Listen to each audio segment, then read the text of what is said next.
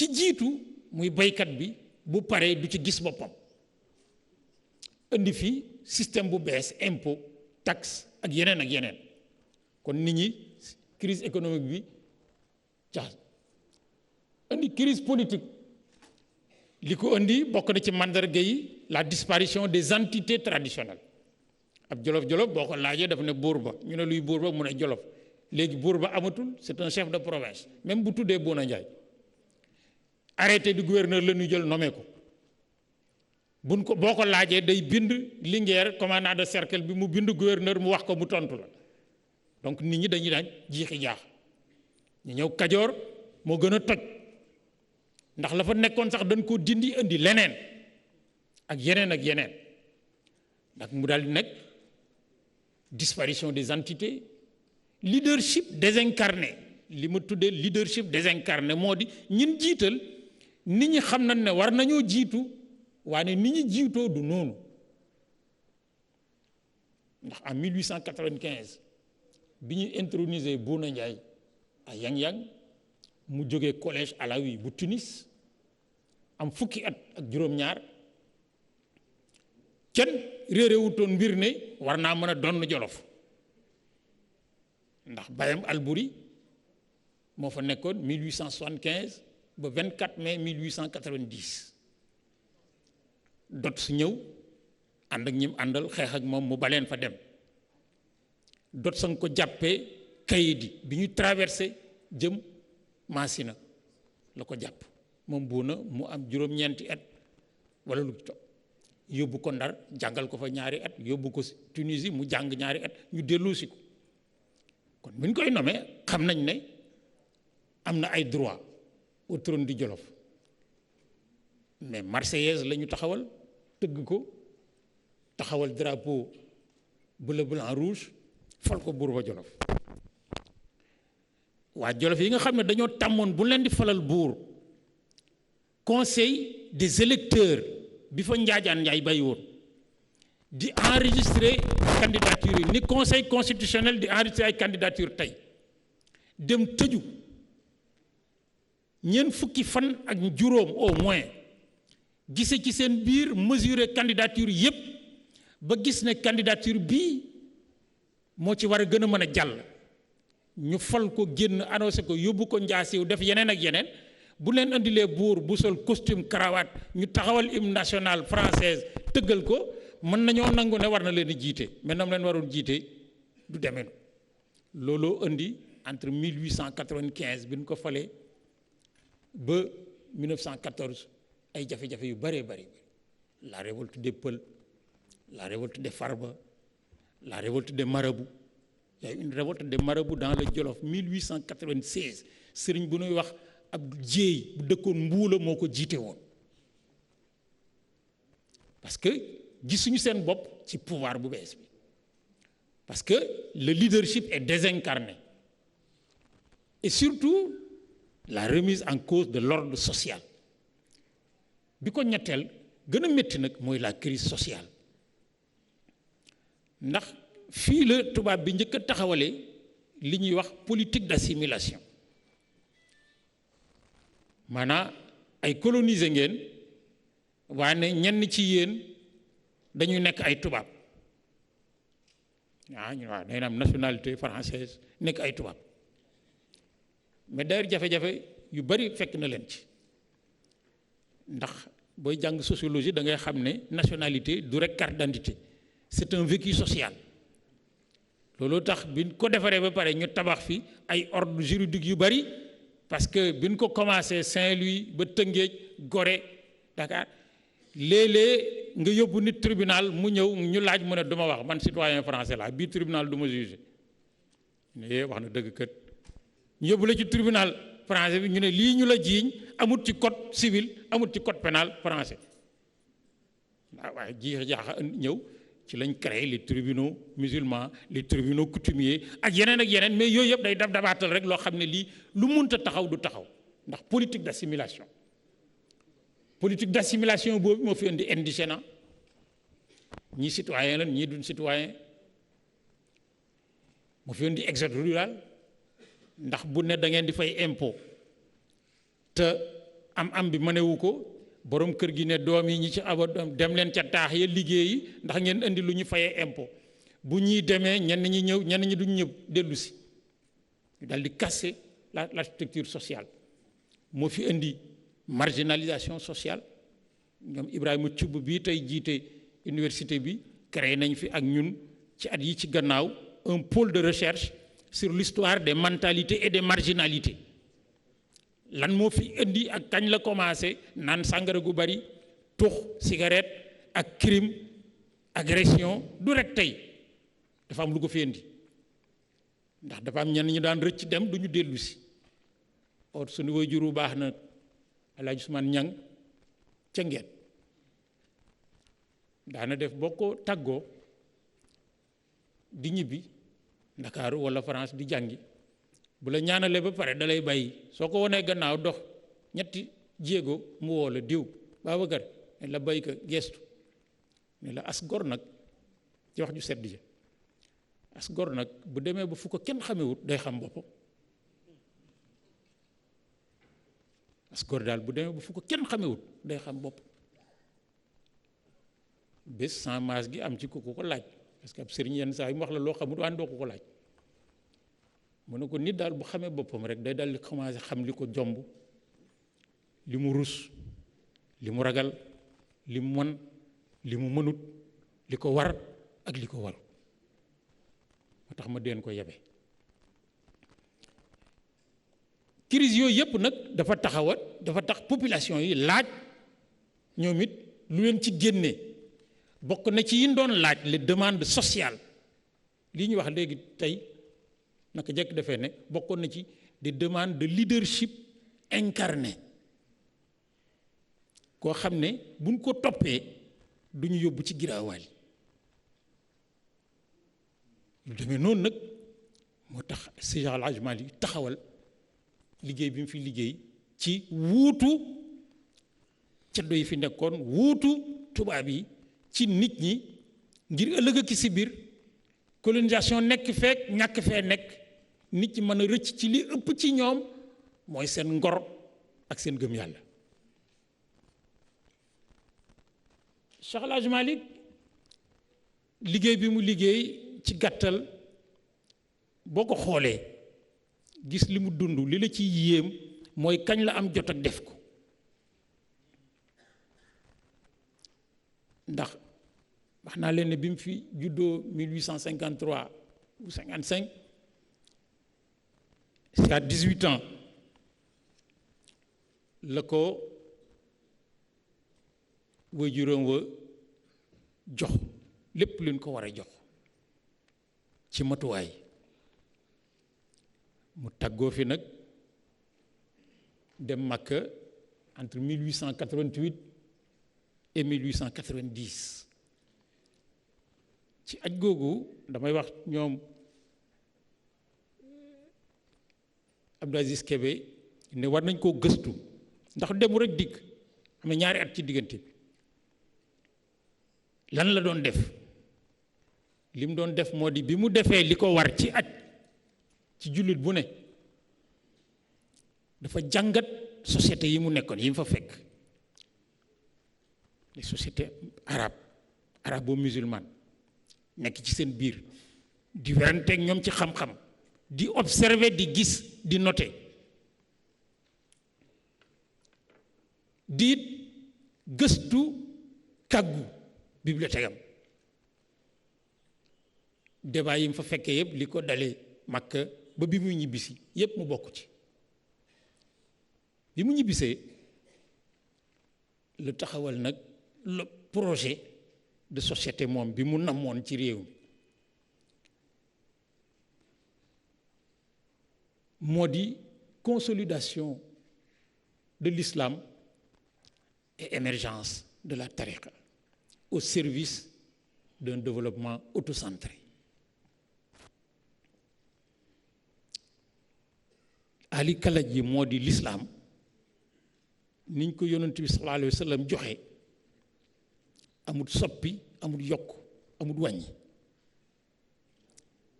loo bëgg a yokk wàññi wala soppi nag da nga koy xam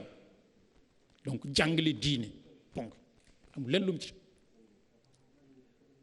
waaye ñun nag dañuy am yoon wi mooy yan mooy yoonu Abul Abbas Ahmad Tijani damay wax ne ba mu ñëwee bu ko mbooloo rek yëkkati woon day créer tarixa kon moom mbooloo waaye yàlla ak yonent bi ku yëkkati mu gis yoon wi mu daal di jël yoon wi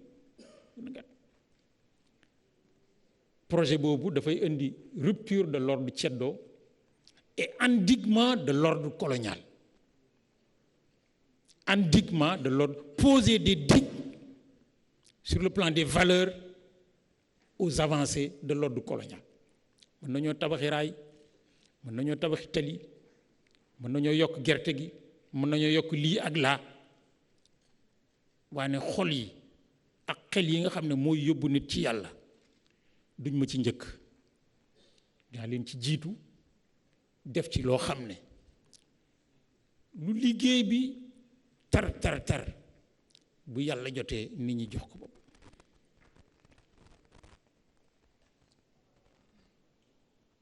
postulat de base booy liggéey ci science da ngay poser problématique poser hypothèse postulat de base du Seydi Hadji Malick qui transformait la société sénégalaise moo doon connaître la société sénégalaise de son époque pour la transformer connaître la société sénégalaise de son époque pour la transformer moo tax téere yi mu bind bi ci ëpp solo ci problématique bi mooy Kifaayatu Raaxibiin Kifaaya suñu rakk ju baax Mouhamadou Mansour Dia bi mu koy résumé ci téere bu mu ko consacré daf ko tuddee pensée socio-religieuse une pensée socio-religieuse maanaam le postulat de travail hypothèse bi de Seydi Hadji Malick moo di xam sa bopp xam fi nga jóge xam ni fi nga toll le contexte xam fi nga jëm mooy àllaaxira xam sa bopp yaay kan xam fi nga jóge yow mi juddu 19e siècle li nga nekk lan moo ci cosaanu mag ña depuis toujours xam fi nga toll maanaam système bii ñu nekk ordre colonial ordre ceddo soo ci bëggee taxawal diine fan ngay jaar 4e postulat bi xam fi nga jëm ak fi nga jëme nit ñi or foofu nag moom la réponse est claire pour tout le monde àllaxira leen jëm kon boo fa demee nan ngay fagaroo bala ngaa àgg moo tax la doctrine malikienne ce que j'appelle la doctrine malikienne repose sur 3 principes. Le premier principe, la quête permanente du savoir. La quête permanente du savoir. ci loolu ci ngay gisee li gën a jaaxle ci ñun ñuy jàngale mooy la pédagogie de Seydi Hadji Malick. dañuy wax ne c'est le développement d'une pédagogie de la réussite. Parce qu'il y a un seul maître, plusieurs disciplines et plusieurs niveaux d'études. Et ils apprennent tous en même temps. loolu daara moo ko def ci réew mi amul benn école tubaab bu ko mën ñu ne lycée juróom-ñaari classe yëpp nga boole leen ci benn classe ñu ne histoire géographie mathématique yi ñu ne benn maître bee koy jàngale ñu ne 6e ba terminal ñëpp nga boole leen di leen jàngale doo ñoom ñëpp un seul maître plusieurs disciplines plusieurs niveaux d'études li ci gën a jaaxle moo di kenn gisagut ku ne jàngi na ci école Maodo dellu si taxamut dem na jàng ak lu njàng mi gàtt bu fa demee bu dellusee xam donc c'est une pédagogie de la réussite contre la pédagogie de l'échec.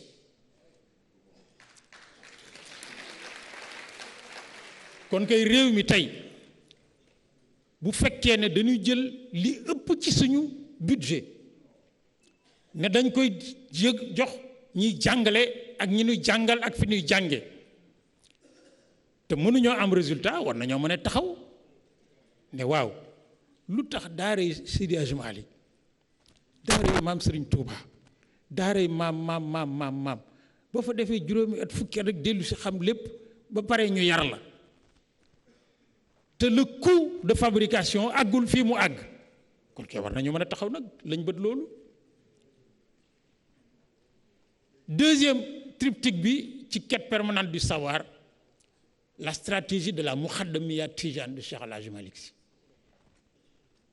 maa ngi wax ci benn communication bu may préparé wax naa ko Abdou Aziz Kébé mii ne maa ngi ko tuddee la géostratégie malikienne de la Moukhadamiyya. parce que boo jëlee carte Sénégal teg ko ci période bi Maodo di dund gis ni ordre colonial taxawee le cercle, les subdivisions, les chefs de district et le commandement indigène nga xool ni Maodo depuis Njaarnde di tasaaree mag ñi da ngay gis ne bu ñu nekkoon ci terrain de football dañuy wax ne day marqué à la culotte le système colonial.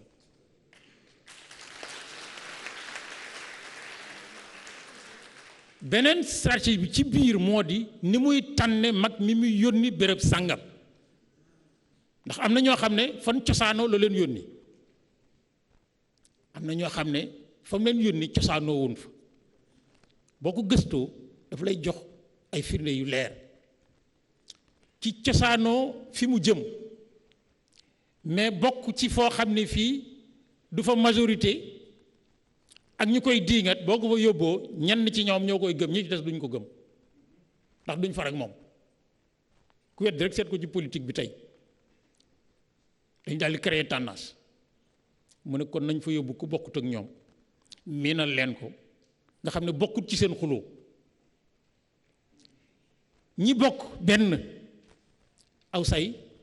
ñu mën leen a takk te jotewuñu mu tànn leen ko fa cosaanoo bu ñëwee ñu gis ci seen bopp lu mu wax ñu ànd ci ak moom moo tax l'occupation de l'espace. Deuxième principe bi moo di la mystique de la dignité par le travail. La mystique de la dignité par le travail. De Njaarnde à Diacksao, les universités populaires sont des lieux d'enseignement, d'autosuffisance et de construction de systèmes de valeurs. Le troisième triptyque, c'est le développement communautaire. Responsabilisation de l'ensemble des segments de la société face aux demandes et aux besoins sociétaux. Nga gis ne li tax njàngaleem mag ñi ak njàngaleem léegi du benn léegi dañ lay jàngal xam-xam ay taseeg mbay caam mu jàng ñu ne fu mu jóg ñu ne woo am na doctorat nga ne lay de ba fi daq jàng mais bu waxee rek yow boo jógee ci daara nga xeeb ko ndax jikko ji moo du mat tarbiya bi du mat buñ ko joxee responsabilité mu def ca loo xam ne ku jàng am xel waroo koo def ndax lu ñëpp bokk ku ko jël rek sam njàng soriwul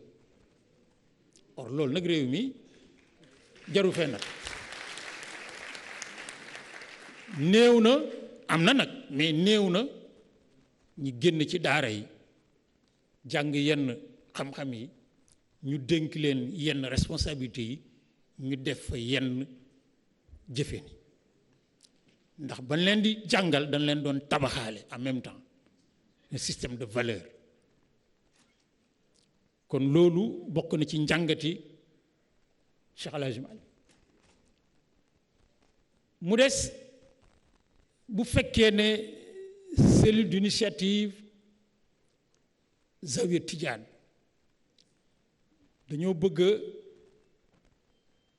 dëgëral liggéeyu Cheikh El Hadji Malick dans une perspective de pérennisation du projet social qu'il a créé bokk na ci ay taxawaay yoo xam ne war nañ cee bàyyi xel taalibe yépp bàyyi ci xel jullit yépp bàyyi ci xel ndax ñoom liggéey lu noonu coterie contre une côte bi ci njëkk mooy l'attachement au dogme coranique ay jullit daal dañu mën a nekk jullit rek wala duñu jullit jullit laa ba fii waa ni fii moom dama man moom sama bopp déedéet moom sa bopp xaju fii waaw te loolu nag suñu wajuru baax ba Moulay Abdou Aziz Dabakh daanañu ko firil ci lu bare jullit daal moomut boppam ndax moom dafa signé contrat ak yàlla di def la mu waxoon moo di mi ngi la fi bàyyi ngay dund bu fekkoon ne bu gee jotee passé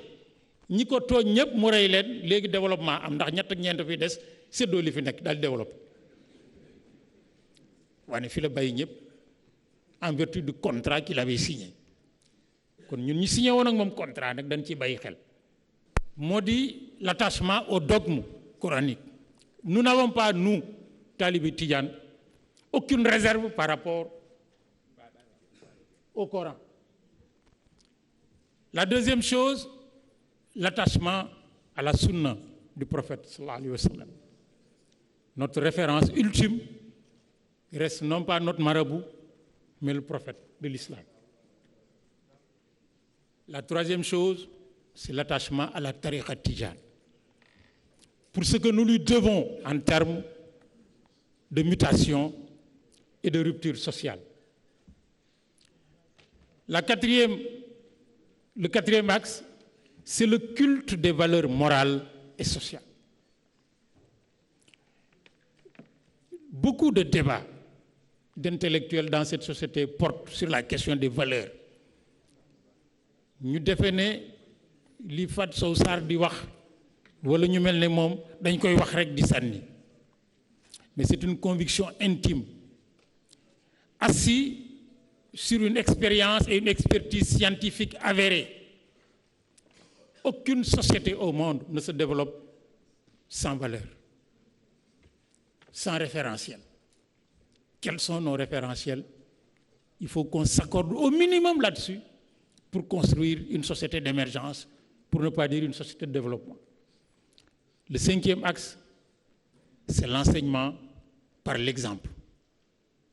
Cheikh El Hadji Malick Sy lu mu mës a wax jëfe na ko ñu gis lu mu mës a digle def na ko ñu fekke ñi ko fekke wut fekke nañu Seydou Aboubacar ñi ko fekke wut fekke nañu Moulay Abdou Aziz Dabakh lu mu wax jëf la muy digle moo ciy jiitu kon nag l'enseignement par l'exemple am réew doo ko jiite nit ñi dama bëgg ngeen jub te ñi ëpp ci nit ñi am leer xam ne yow juboo buñ jubee dinañ jubal seen bopp waaye duñu ànd ak yow ci lenn. Ensuite, la stratégie de l'occupation de l'espace.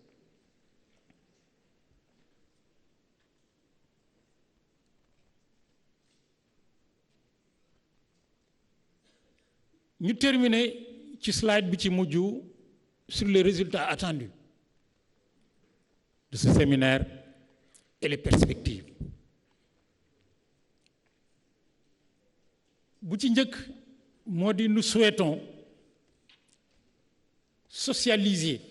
je veux dire la cellule d'initiative Zawiya Tidiane, socialiser de manière inclusive, ñëpp ci lañ bokk, de manière ouverte, amul naq nëbb-nëbbal, et de manière continue et permanente, toute problématique de portée nationale. Lu ñu fi yëkkateeti daal muy waxtaan woo xam ne réew mi daf cee am njariñ war nañ cee bokk ci nag ni suñ waajuru baax bokkee woon ci li baax lépp di joxe sa xalaat te doo xalab kenn doo wax lu bon doo jëf lu bon. Il faut socialiser notre participation à toutes les problématiques de portée sociale. Bi ci njëkk bi ci topp moo di apporter une série de contributions scientifiques de qualité aux questionnements sociétaux. Bu ñu nettee réew mi nangam xew na fi mu gàllankoor réew mi buñ koy waxtaane di gëstu pour jële ko fi tijaan yi kenn war leen caa njëkk. bi ci topp documenter la démarche historique de notre société par la sauvegarde de son patrimoine culturel et sa vulgarisation. réew mii nag ñun tiijaan jot na tey nag jot na ci li mag ñi bind bàyyi ko fi ñi war a mën a xam kan moo ko bind, ci lan la bind, ban xam-xam la doon bind, fu mu ko bindee, ana téere bi mi ngi nii ñu traduire ko ci wolof, traduire ko ci tukulóor, séeréer, anglais ak yépp def ko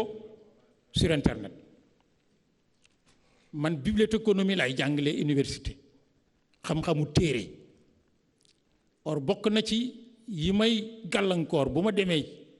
dans les colloques et congrès internationaux dañuy visiter les bibliothèques nationales. boo ñëwee bibliothèque boo dem léegi ci àddina bi dañu dem ay bornes d'accès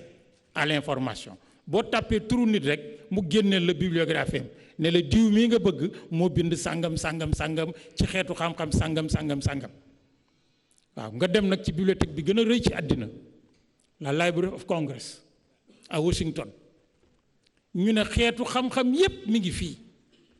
nga ñëw ci borne bi rek bind Cheikh El Hadj Malick Sy Tivaouane du la won dara. loolu du ñoom, ñun ñii la. du ñoom, ñun la. li ñu bind nag mag ñi ñëwoon Njaarnde ba Jaksaaw ba Ndar ba Ndakaaru ak li mu tasaari ci réew mi, bu fekkee ne janax yi ak mbóot yi ñoo koy dunde ci biir waxande yi, bu ñu fekkee Maodo àllaxira dina rus. bokk na ci projet yi cellule initiative Tijaniya ñu taxawal loolu.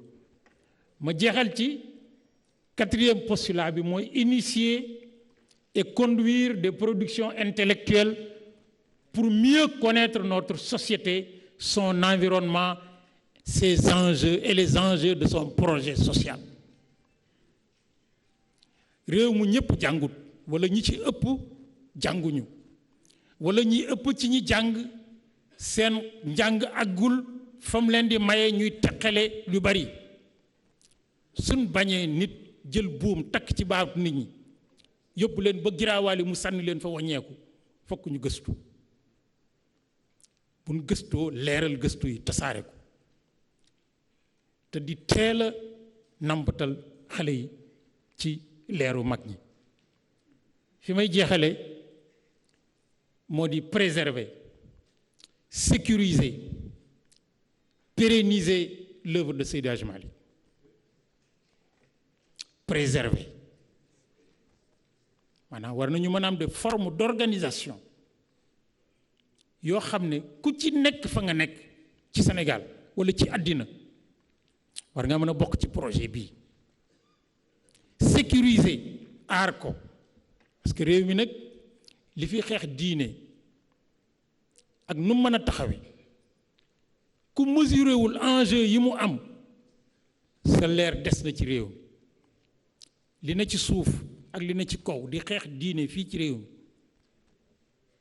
ak yu baree bari bërki démb rek ku ne gis na ci internet ñaari fan ci de ak tey muy ñett ñu ne am na fi am réew mu ambassade am woo ay nit di leen jox xaalis pour ñu organiser wu ngir défendre seen bopp. ñooñu mu doon jox xaalis mooy ñu ni wooyee borom ñaari tur yi. fii la xewe tey la samedi ajjuma alxames àllarba la xew. bokk na fi yeneen officine yoo xam ne dañuy jëggaani feneen ñëw am loo xam ne dañ koy sërxal ci biir diine ji pour nasaxal ñi seen xel ak gut fu sori. or pas-pas ba mag ñi amoon nag ba kilifa gi gënoon a màgg ci colonie bii génn àddina ñu ne dañ koy suul ci armeeli bétuwaar yi ñu taxaw ne kenn du ko fi suul wala ngeen jaar ci suñ kaw. loolu historien yépp xam nañ bu nu amut pas-pas boobu aussi war a mën a am nag pas-pasab ñun daal amoon nañ maam joo xam ne dafa dëdd woon lépp gannaaw yàlla ak yonent bi liggéeyal ko ba mu fay ko loo xam ne lii néew na nitu yàlla bu ko am ci àddina muy yëkkati yonent bi sallallahu alayhi wa sallam teg ko foo xam ne néew na nitu yàlla bu ci àgg bokk na ci taxawal ko loo xam ne am na ci àddina foo fekki jullit am na fa mais ni mu ko taxawalee fii amul fenn ci àddina muy benn bés benn guddi benn téere benn nit ni Cheikh Al Hadj Malick di gàmmoo amul kenn ku koy gàmmoo ci àddina amul jullit yëpp ay gàmmoo mais boo bindee gàmmoo rek ci lettre sànni ko ci poste foo ko sànnee Tiwaawan lañ ko yóbbu kon nag loolu bu jotee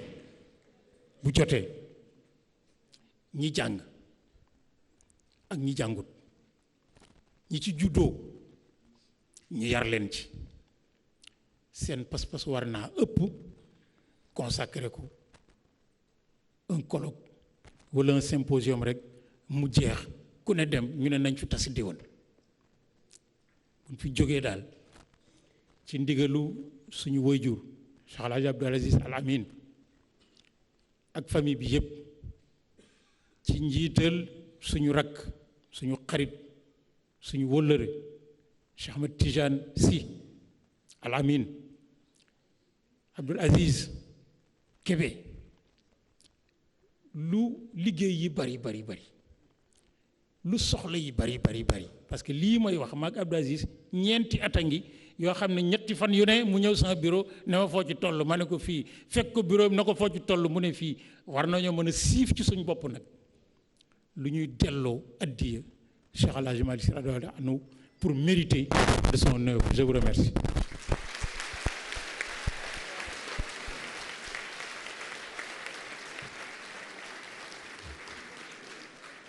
mbooloo mi newoon naa leen bu waxee dinañ xam kan la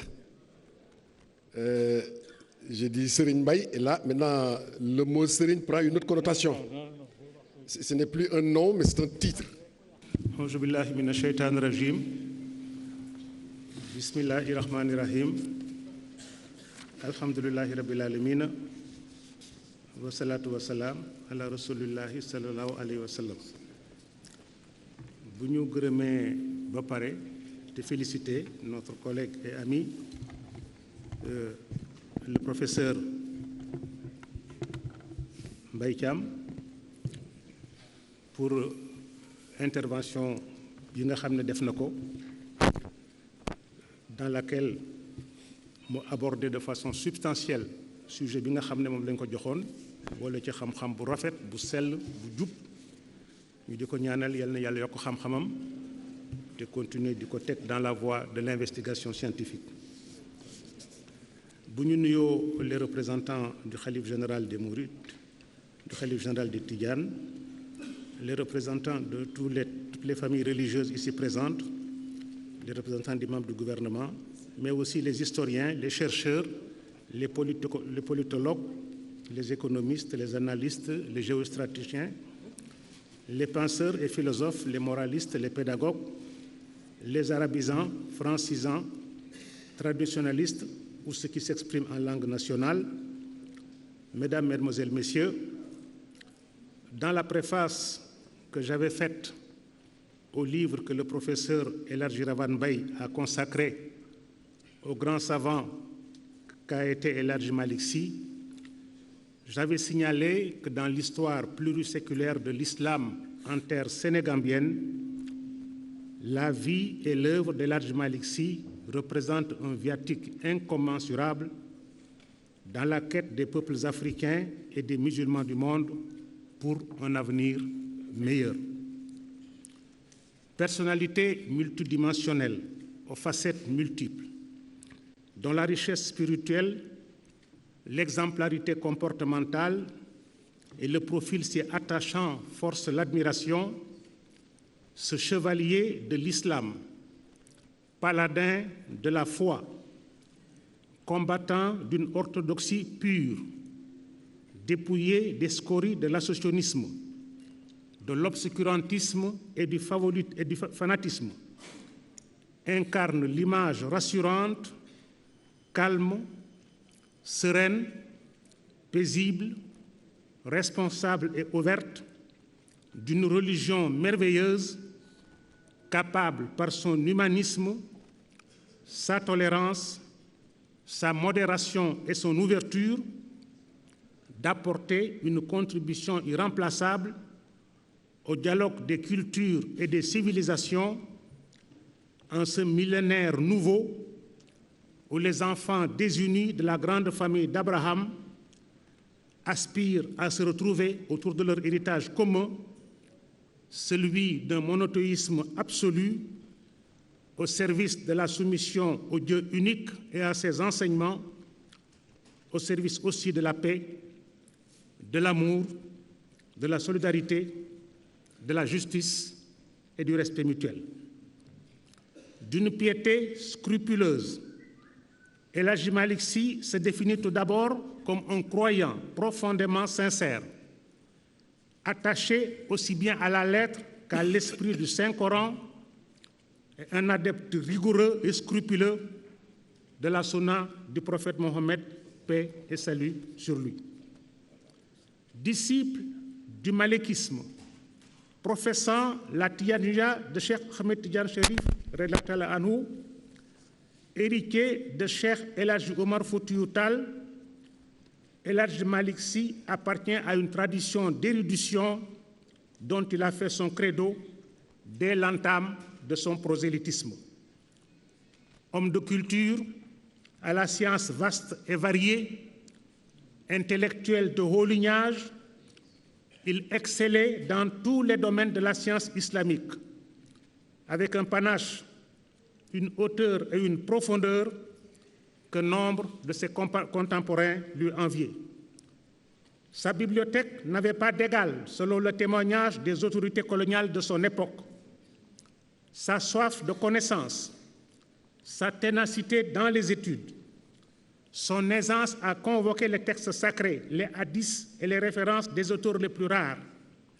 sa mémoire prodigieuse, son éloquence exceptionnelle, fruit du multilinguisme maîtrisé, lui conférait la dimension d'un génie hors du commun et d'un savant sémillant difficile à égaler, doublé d'un tempérament doux et humble, patient et serein, à l'autorité indiscutée. Les notes infrapaginales qui renvoient aux sources visitées dans Kifaya, tout comme dans Ifham, sont respectivement de 1531 et de 1045. Ces indications chiffrées, qui témoignent de son savoir encyclopédique et de l'étendue de ses connaissances, se passent de commentaires. Modèle de vertu, de droiture, d'intégrité, de discrétion,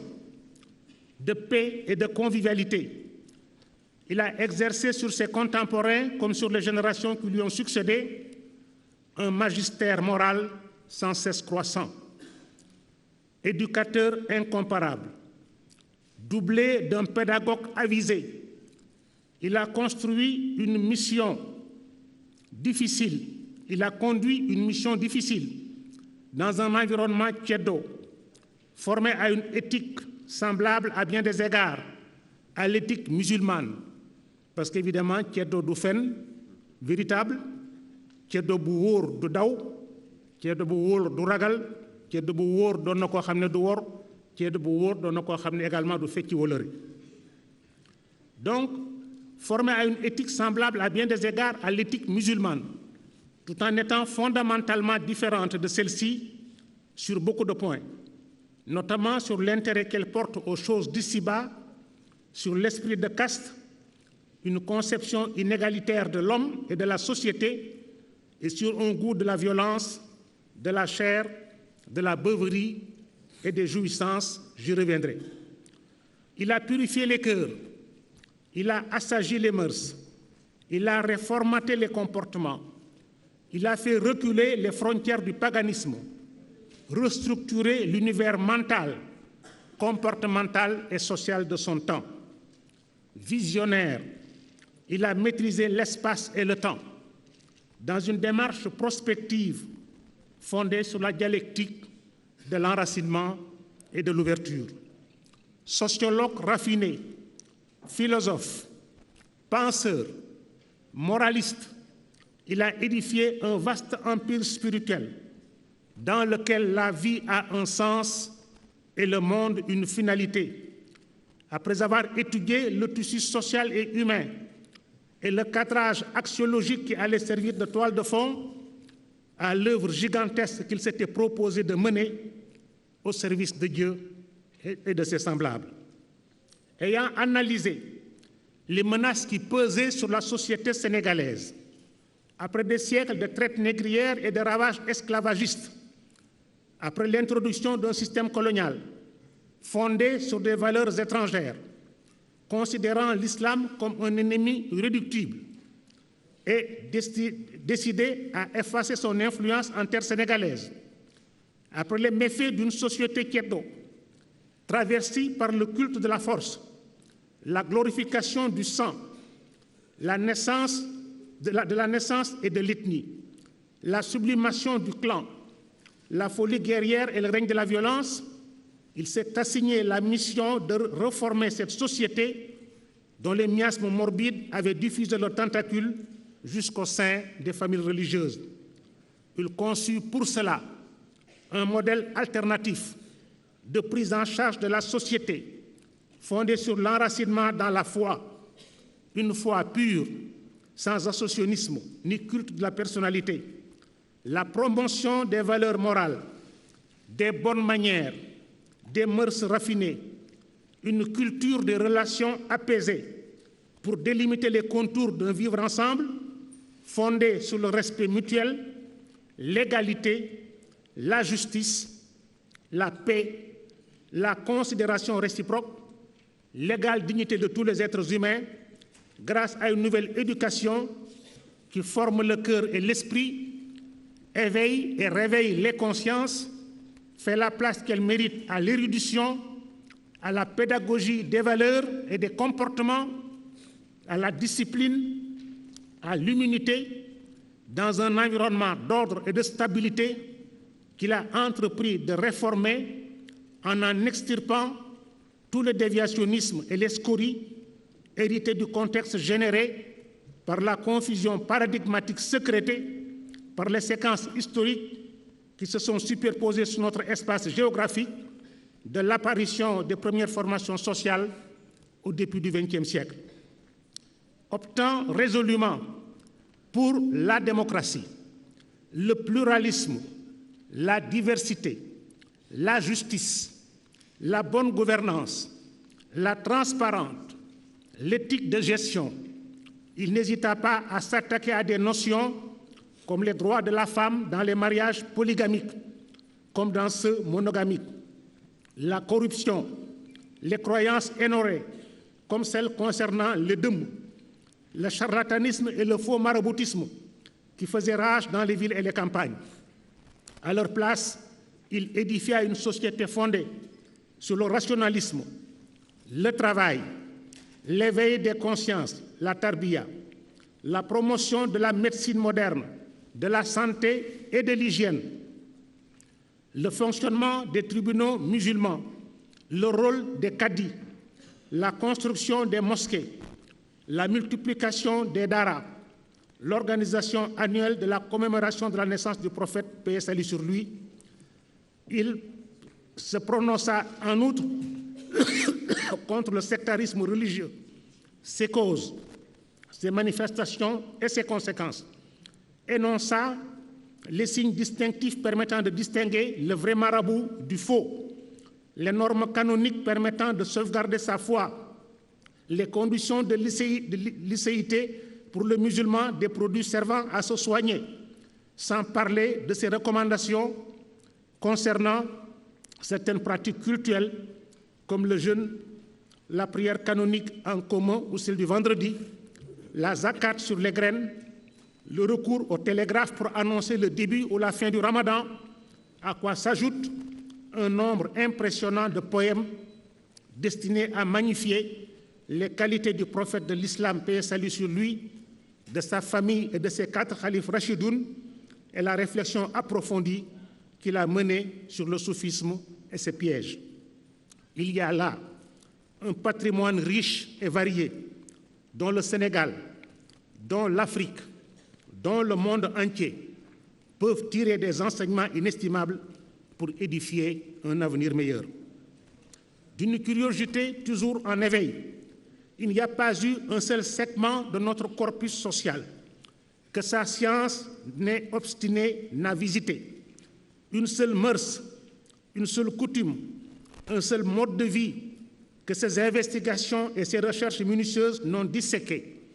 évalué, jaugé à l'aune des valeurs islamiques à des fins de reformalisation et de désystématisation. Poète inspiré, chantre du prophète de l'islam, écrivain de talent à la plume raboutée, prosodiste, jurisconsulte, inventeur d'un prototype social combinant le travail et l'étude, la réflexion et l'action, la théorie et la pratique, le conceptuel et l'opérationnel, El Hadj Malick Sy s'est posé en réformateur économique et social, en meneur d'hommes et en conducteur de peuple. Sa vie durant, il n'a connu ni chercher l'argent, les honneurs, la puissance économique, encore moins le pouvoir et ses fastes illusoires. Homme parmi les hommes, il s'est voulu et a été pour sa famille, pour sa tariqa comme pour ses autres frères, un être de chair et de sang, d'une bonté infinie, d'une générosité sans limite, auquel rien de ce qui est humain n'était étranger, selon le mot de Terence.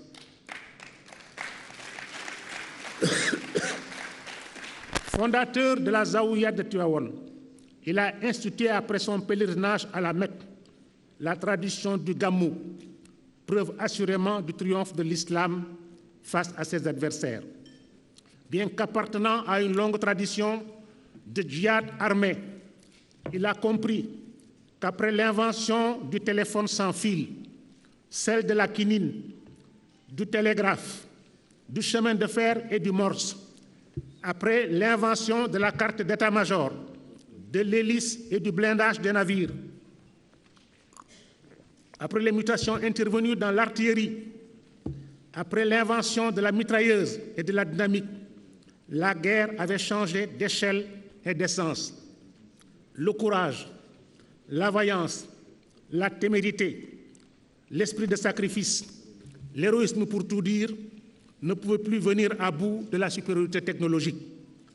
Il réalisa dès ce moment-là qu'après avoir conquis la terre,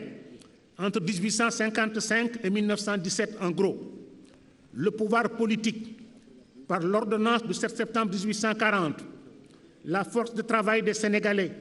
par le décret sur le travail forcé du 30 septembre 1887, il ne restait plus aux colonisateurs pour les assujettir définitivement qu'à régner sur les consciences. C'est ce que Georges Hardy appelait la conquête morale. L'islam étant perçu, dans le contexte d'assimilation en vigueur, comme un écran culturel, l'enjeu n'était plus la conquête d'un espace territorial, mais celle d'un espace spirituel. Convaincu que le plus fort ne serait jamais assez fort tant qu'il n'aurait pas régné sur les consciences, El Hadj Malick Sy décida de devancer le système colonial dans cette voie. Il s'établit à Ndiarndé et mit au point une stratégie endogène et inédite de containment qui réussit au-delà de tout ce qu'il avait prévu. Ce faisant, il remportait la seule victoire qui compte vraiment sur le système colonial, la victoire culturelle. Grâce à lui, la Tidjania a gagné les villes et les campagnes sur la base d'une stratégie d'éducation et de rayonnement, de savoir encyclopédique, de richesse intellectuelle et d'humanisme incomparable. Bâtisseur de mosquées, fondateur de Dara, il a installé des Moukadam sortis de sa prestigieuse école dans toutes les régions du Sénégal pour doter les populations musulmanes d'un encadrement religieux bâti sur le modèle d'un maillage serré, conçu pour les enserrer dans le moule protecteur d'une conscience islamique et confrérique sécurisante et invulnérable. Ce stratège, ce généralissime en chef, placé à la tête d'une armée pacifique de plusieurs centaines de milliers d'âmes, n'a jamais eu d'autres armes que son chapelet, son verbe et sa plume. Sa vie durant, il a toujours enseigné, il a toujours écrit, il a toujours pratiqué sa foi, il a toujours conseillé la modération, la sagesse et la détermination souriante à ses adeptes jusqu'à son dernier souffle. Son modèle existentiel est tellement convaincant qu'il a suscité l'admiration de ses adversaires les plus intraitables et continue de servir de référence aux générations actuelles. Frères et sœurs en Dieu, le modèle culturel qui se dégage de la trajectoire historique d'une personnalité multidimensionnelle comme El Hadji Malick Sy est celle d'une société africaine profondément ancrée dans ses valeurs ancestrales, tirant son inspiration et ses paradigmes fondateurs de tous les aspects de notre héritage historique qui peuvent s'adapter sans lourdeur à la problématique que l'évolution du monde actuel impose à tous les peuples, d'une part. C'est d'autre part l'enracinement profond dans les valeurs islamiques, tel qu'admirablement incarné par l'exemple parfait du prophète de l'islam, paix et salut sur lui, à travers sa geste incomparable, faite de soumission totale à Dieu et de respect scrupuleux, aussi bien de ses recommandations que de ses interdits. Je l'avais déjà dit, mais je le répète à dessein avant de conclure. Dans le contexte colonial dans lequel il était immergé, Mame Maodo avait compris que la résistance armée, la violence et le recours à la force n'étaient plus des moyens de lutte appropriés pour garantir le triomphe de l'islam en terre sénégalaise et préserver son enracinement durable et irréversible dans les cœurs et les esprits. Tirant courageusement les enseignements de ce constat, il a engagé la seule bataille qui avait des chances de réussir, à savoir la résistance culturelle, de sorte que les maîtres du moment, les colonisateurs, ne puissent jamais conquérir les consciences des Sénégalais, de manière que ces derniers ne succombent jamais aux séductions des religions accompagnant les projets de domination des colonisateurs. Ouvert au monde moderne, il a compris que le travail était la clé du bien-être matériel. Le levier est le moteur du développement et a ainsi expérimenté à Ndiarndé un modèle socio-économique dans lequel les activités agricoles et artisanales, les études et la formation des consciences alternaient dans une dialectique harmonieusement élaborée. Quand il a quitté Ndiarndé pour s'installer à Tivaouane, dans une station du chemin de fer Dakar-Saint-Louis, au cœur d'une province rebelle, incarnation vivante de la résistance contre l'occupant, symbole de la fierté patriotique et du refus de la soumission à des forces de domination étrangères,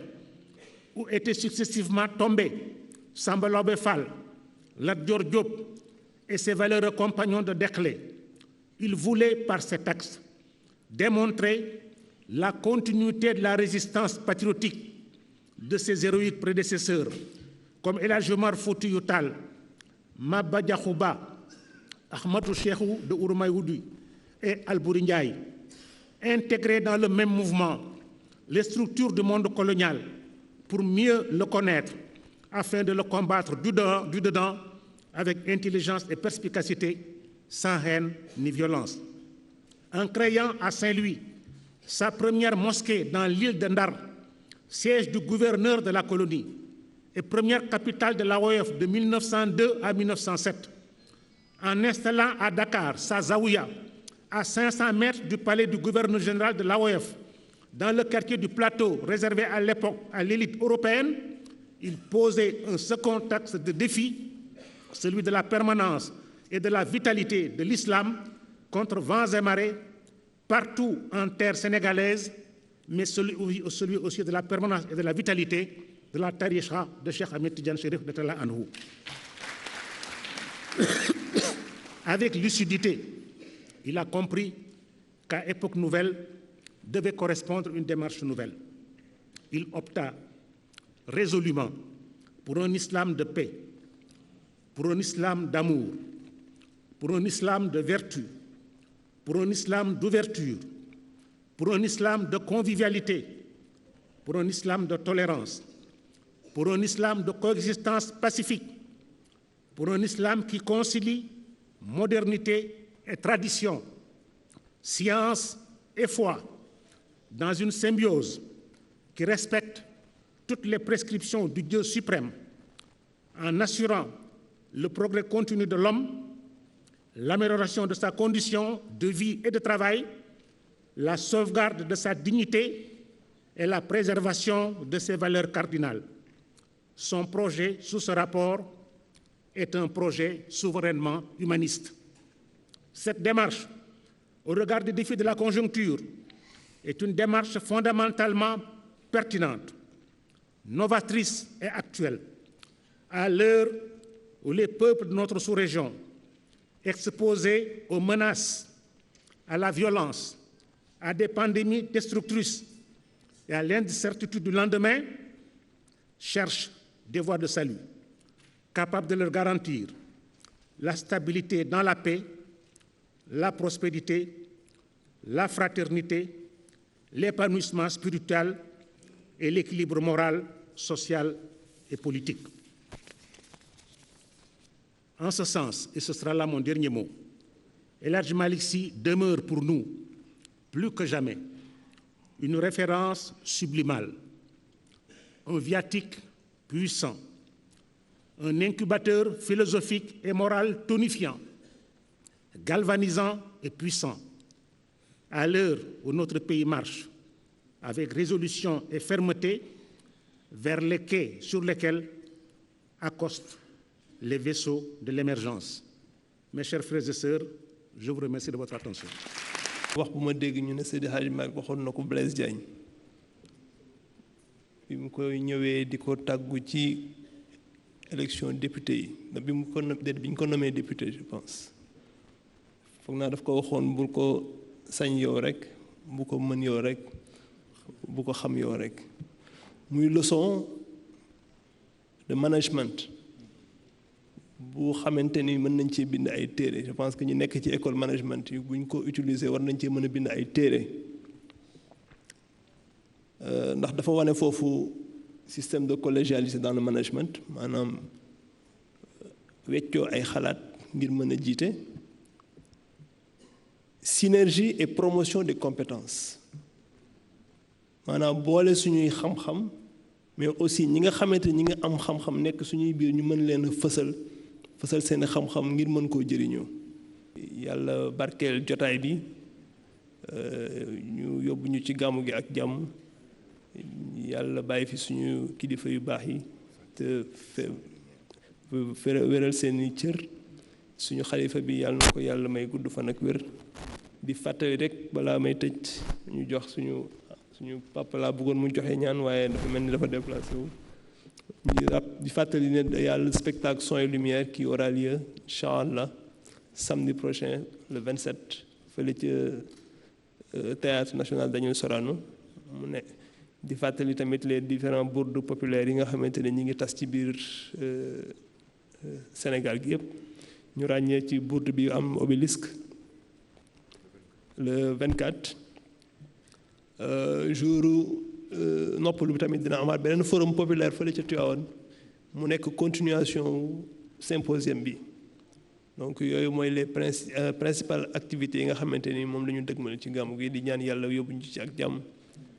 tabarakallah asalaamaaleykum wa rahmatullah wa barakatuh xaa jox sëriñ Abdou Hamid mu joxe ñaan ñu tëj jàng ñaan gi suñu wayjur sëriñ Maodo joxe woon ci suba di ñaanu Seydil Hadji Malick bi dugal ci yéene yëpp ñaanal suñu kilifa yàlla bàyyi leen ci sunu kanam nu yàgg nu gunge ba mu yàgg lool lépp lu nu yéene it ci sunu xadara maam bi it mu doon mébét bu nu ci am nu ndaw ñi yàlla may nu kàttan bu nu ko yëkkatee ba dalal xelu mag ñi incha allah te lii doon ci tànk bu nu yëkkati di ñaan yeneen jéego topp ci incha allah nañu jàng ñaan gi def fatiha def salaatul fatih def ayatul kursi def xilaas def falaxi ak naas tëjëwaat ko salaatul fatih